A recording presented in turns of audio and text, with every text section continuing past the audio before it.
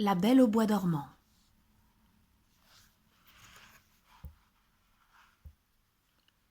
Il était une fois un roi et une reine, heureux dans leur royaume comme dans leur maison. Une seule joie leur manquait cependant et, chaque jour, ils soupiraient. « Ah, si nous avions un enfant !» Mais d'enfant, point. Un jour que la reine se baignait dans un ruisseau, non loin de son château, une grenouille bondit hors de l'eau et coassa doucement. Sans doute l'animal était-il enchanté par la reine, et elle comprit son langage. « Tu espères un enfant ? Ton vœu sera exaucé. Avant qu'une année ne soit passée, tu mettras une fillette au monde. »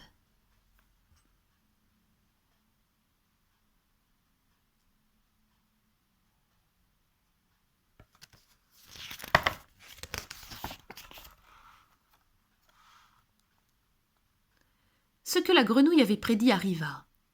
La reine donna le jour à une fille, si belle que le roi ne se tenait plus de joie. Il décida aussitôt d'organiser une fête magnifique. Il ne se contentant pas d'inviter ses parents, ses amis ou même ses relations les plus lointaines. Mais il convia aussi toutes les fées du royaume afin qu'elles fussent favorables à l'enfant. 13 fées vivaient dans ce pays.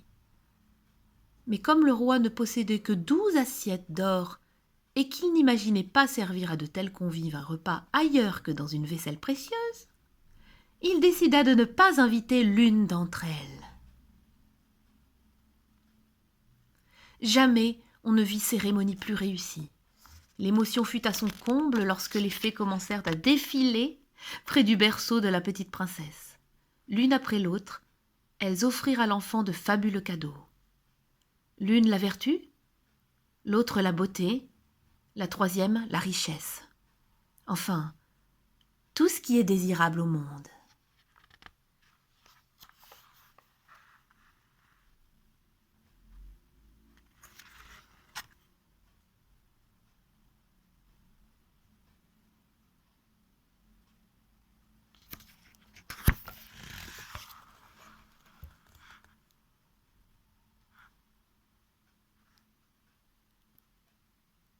Cependant, alors que les 11 premières fées venaient de se pencher sur le berceau, la 13e apparut tout à coup. Furieuse de n'avoir pas été invitée, elle s'approcha de la princesse et, sans saluer personne, s'écria d'une voix forte.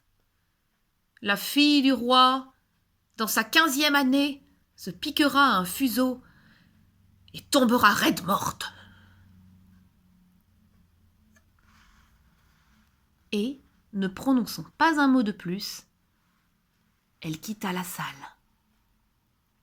Le roi et ses convives en restèrent muets et paralysés de peur. La 12e des fées, celle qui n'avait pas encore formulé son vœu, s'avança alors. Même si elle ne pouvait annuler le mauvais sort, elle avait le pouvoir de le rendre moins dangereux. Elle regarda la jeune princesse et prononça doucement. « Je veux que cette malédiction ne soit pas mort véritable, mais sommeil de 100 années. »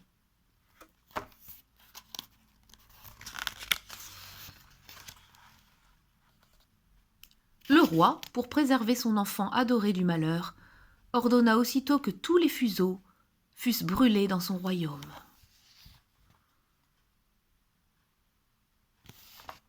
Cependant, les dons qu'avaient donnés les fées s'épanouissaient chez la jeune fille. La princesse devenait jour après jour si belle, si vertueuse, si gentille et si raisonnable que tous ceux qui la voyaient l'aimaient immédiatement.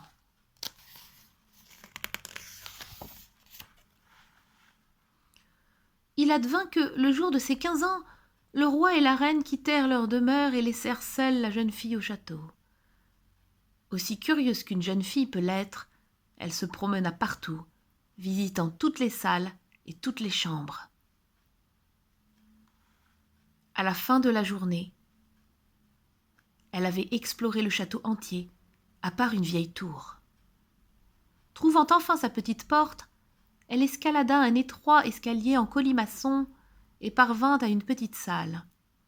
Une vieille femme y filait son lin avec application. « Bonjour, grand-mère, lança la jeune fille. Que fais-tu là ? » Je file, dit la vieille en secouant la tête.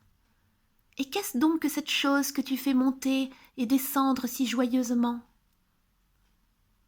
Curieuse, elle s'approcha du fuseau et s'en empara pour mieux l'observer. À peine l'eut-elle touché que le mauvais sort s'accomplit. Elle se piqua au doigt et s'affaissa sur le sol.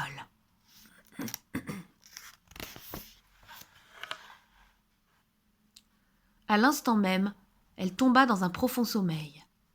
Et ce sommeil se répandit sur le château tout entier. Le roi et la reine, qui venaient tout juste de revenir et pénétrer dans la grande salle du palais, s'endormirent. Et, avec eux, toute la cour.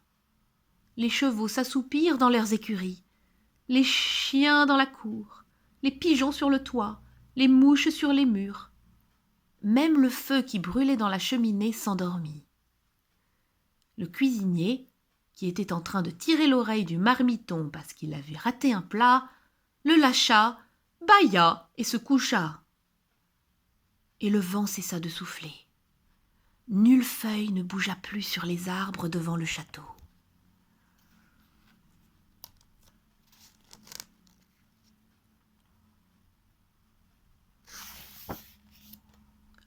Autour du palais, une haie d'épines se mit à pousser. Chaque jour, elle devenait plus haute et plus touffue, jusqu'à cerner complètement le château, jusqu'à ce qu'on n'en vît plus rien, même pas l'étendard sur le toit. Dans le royaume, la légende de la Belle au bois dormant, c'est ainsi que fut alors nommée la fille du roi, se répandit peu à peu. Souvent, des princes s'approchaient du château et tentaient d'y pénétrer, mais l'épaisse muraille d'épines les en empêchait. Les épines se tenaient entre elles, comme des griffes. Les jeunes seigneurs y restaient accrochés, sans pouvoir se détacher, et mouraient là d'une mort cruelle.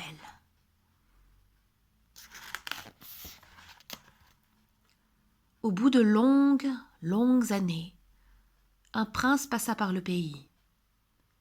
Il avait entendu conter l'histoire de la haie d'épines et du château enchanté dans lequel dormait, depuis 100 ans, la Belle au bois dormant. On lui avait aussi expliqué que dans le château dormaient le roi, la reine et toute la cour, et que de nombreux princes avaient déjà tenté en vain de forcer la haie d'épines. Bien sûr, tous les avertissements ne servirent à rien. Le jeune homme voulait voir la Belle au bois dormant. Et tout ce qu'on pouvait lui dire ne le faisait pas changer d'avis.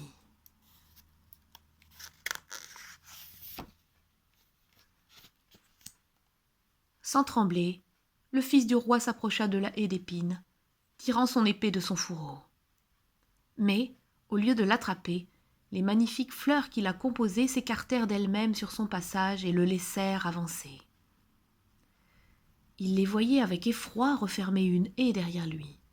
Il coupa, arracha à pleines mains les plantes et, au prix de longs efforts, parvint épuisé au château.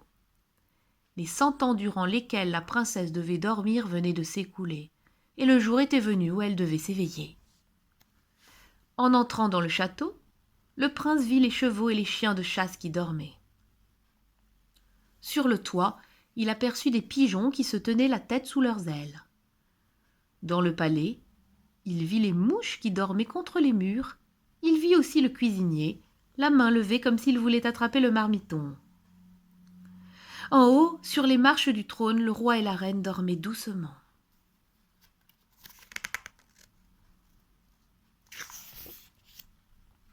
Le prince poursuivit son chemin, et le silence était si profond qu'il entendait son propre souffle.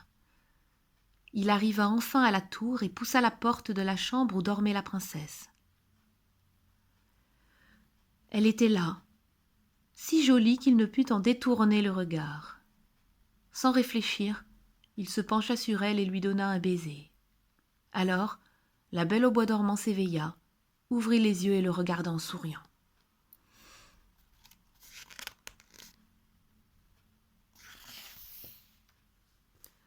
Ils, ils sortirent tous deux, et le roi s'éveilla à son tour, et la reine, puis toute la cour.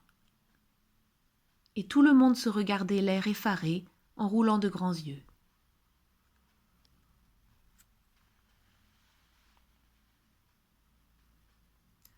Dans les écuries, les chevaux se redressaient sur leurs pattes et s'ébrouaient. Les chiens de chasse bondissaient en tous sens et remuaient la queue. Sur le toit, les pigeons sortaient la tête de sous leurs plumes, regardaient autour d'eux et s'envolaient vers la campagne. Les mouches reprenaient leur mouvement. Dans la cuisine, le feu s'alluma, flamba, et les chats le fond des marmites. Un rôti se remit à rissoler. Le cuisinier, réveillé, donna une gifle au marmiton, si fort que celui-ci en cria, et la bonne acheva de plumer la poule. Le mariage du prince et de la belle au bois dormant fut célébré avec un faste merveilleux.